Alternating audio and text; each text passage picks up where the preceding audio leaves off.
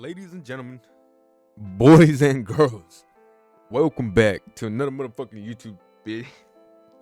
Welcome back to another reaction by the one and only Booginati Boogie Wildin'. This is the first time seeing me on your YouTube page. Real talk, you gonna hit that subscribe button.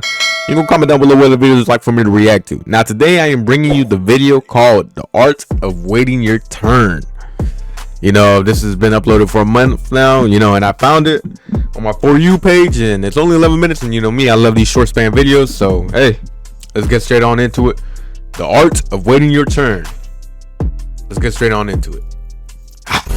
I'm looking at everybody having a blast. People the same age as me in college, they going to parties. Yes, they going sir. on trips, they with their friends, they making money. I'm sitting there dead broke, not having fun, not enjoying life, but I just waited my turn. I ain't really complain for real. I just waited my turn. You know, Yeah. I feel like I had to just my turn, fool. Now look at me, fool. It's people saying that about me now. You feel me? And wait your mother turn, bro. Your turn gonna come, bro. I promise you. Your turn might not be now. You might not be ready for it now. People be rushing. He's not lying. You gotta wait your turn, cause I let a lot of people, pass me, and I was sad. I would get like discouraged. But now that it's my time, I'm like, if God say it's this time, Yes, sir. But if it ain't your time right now, don't beat yourself up. Just wait your time. Right now, he taking you through some steps that you need to know. The art Oh, of waiting God. your turn. Most people don't even know how to wait an hour in between goon sessions. There is a lost art known as waiting your turn. Delayed gratification. Yes. Sitting down until you come up, some call it. The whole world, myself included, seem to struggle with this as the days go by and the number of TikToks increase. Yes, I sir. wanna Yes, blame sir. it on Yes, TikTok sir. Since, that's what most of us commentary channels do when there's any problem in today's world. But the truth of the matter is it comes from somewhere deeper. And TikTok honestly just amplifies and exposes this already forsaken reality. Let me explain to y'all. Yes, sir. Waiting your turn. The year was 1984. Before there was Lil Nas X, there was Dennis Rodman. Dennis NBA was fucking full of Rodman. coke sniffing, disco dancing, African booty scratcher looking basketball players. Basketball was completely different. Shooting wasn't as important as it is today, and everybody was a force to be reckoned with. Yet at the ripe age of 21, this one young man had the whole league shook. This young man stood out above the rest. He jumped out the gym. He contorted his body in ways others couldn't. It was almost like he was soaring through the air.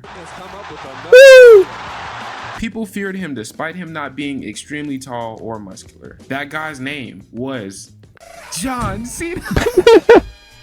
No, I'm playing. He had the right opportunity. He had the right opportunity to throw that in there, bro. Come on now. You can't blame him for it. And more importantly, championships and trophies. Yes, His only sir. problem was he was a little undersized, muscle-wise, and his teammates were a little booty cheeks. So he needed to learn when to pass the ball and when to pass the ball. So he started working out. He found ways to innovate and become a master of his craft. And he ultimately elevated and became the person he needed to be. And in 1991, years later, he went on to three-peat, winning 3 NBA championships back-to-back, winning Finals MVP all 3 times. Yes, sir.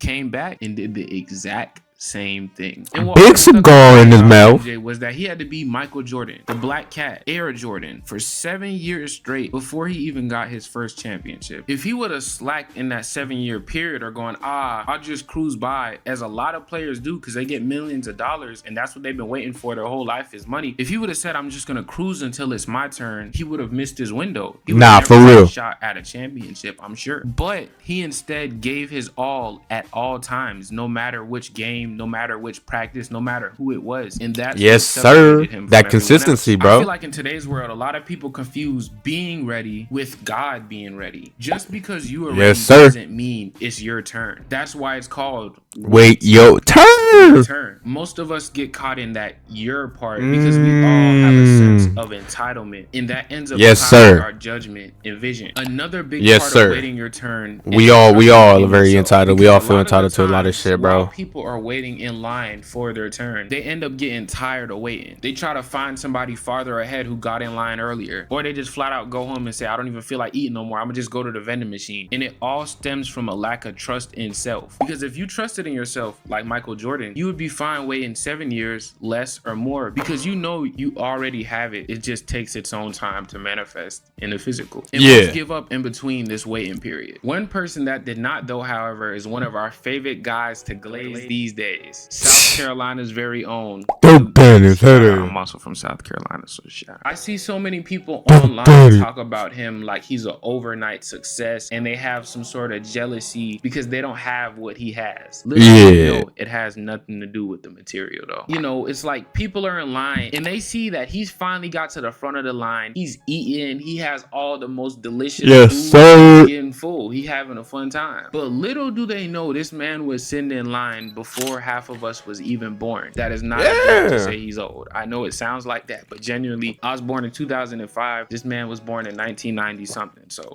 Duke from 2005. This man's 3 years older than me. 2021 would just stream, but nah, still though. 2K. Yo, I remember this, bro. I remember this. I was technically, I wasn't watching the exact same videos like that. Like he was uploading on 2K8, 2K17, but I definitely was watching them 2K18 ones.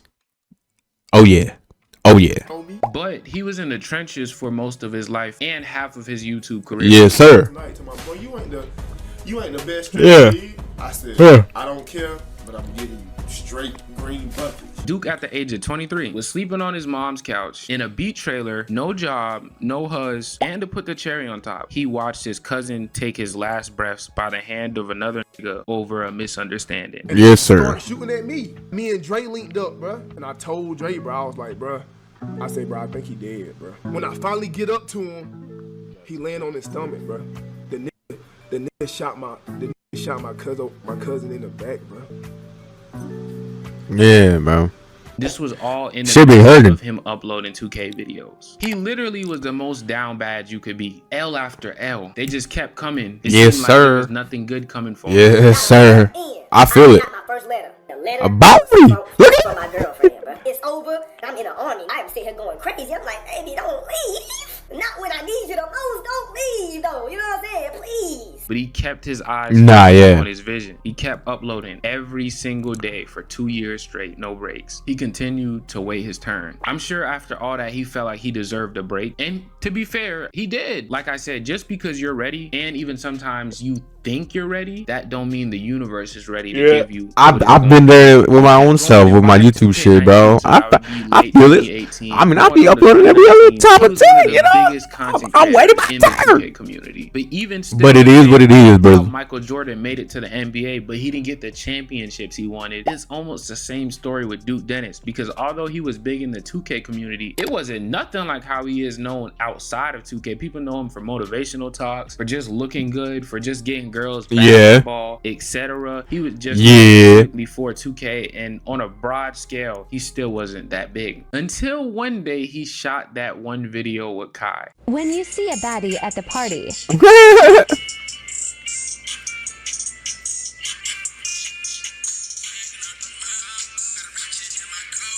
They changed my life right there. When I woke up that next morning, I had unspoken red WNBA players, female artists, Instagram models, everybody DMing me. No cap. He waited. This is after a lot of people would have got complacent because they already sir. He already made it out the hood. He already was touching 100K a month, but he still kept going because the mission wasn't over. And look at him now, to having no car, being cheated on, feeling ugly, being broke. After waiting your turn, all the resources would then turn into gifts. Everything he went through prepared him for what was coming towards him. But you also realize, since you just kept your head down and you kept going, you kept working, you don't even realize however long it is that it takes you to get to where you're going, because you were just so in love with the process and the journey. If you don't prepare yourself to receive what you have, if you don't suffer, then you're not going to be able to appreciate your gifts and what God has blessed upon you. Yes, sir. Look at this type of video, bro. Very motivational. Yes, sir. On a Tuesday. Ooh. Hey, I went hard, and now I'm in a position. Look where I'm at. Look what we doing. Look at my life right now. Yes, sir. It might happen overnight. You know what I'm saying?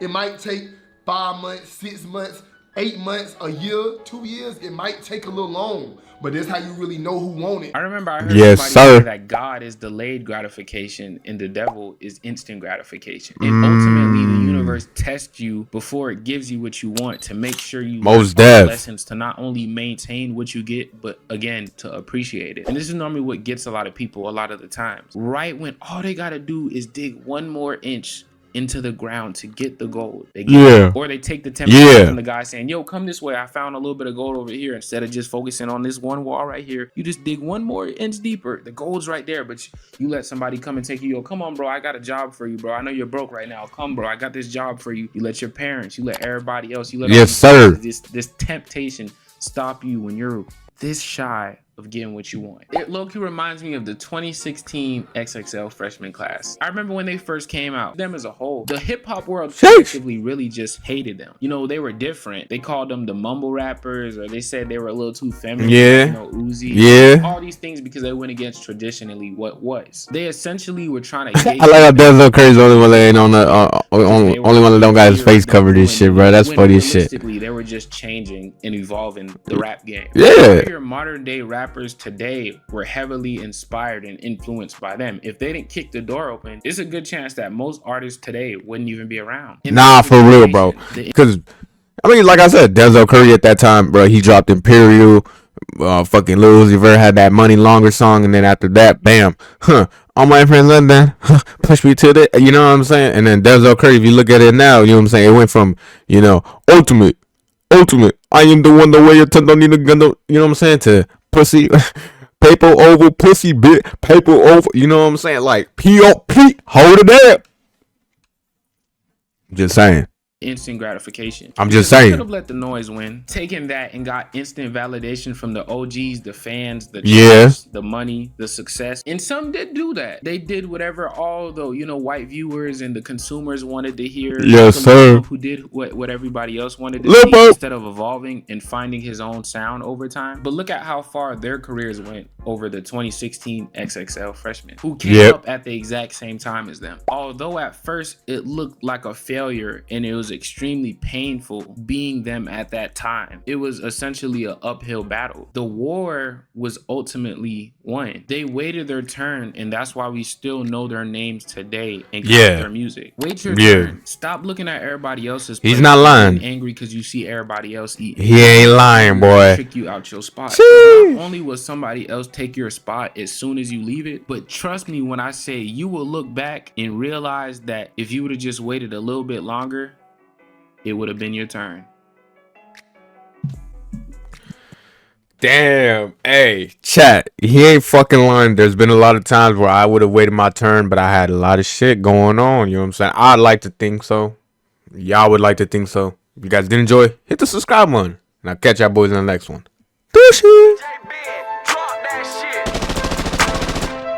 Baby, ask why I don't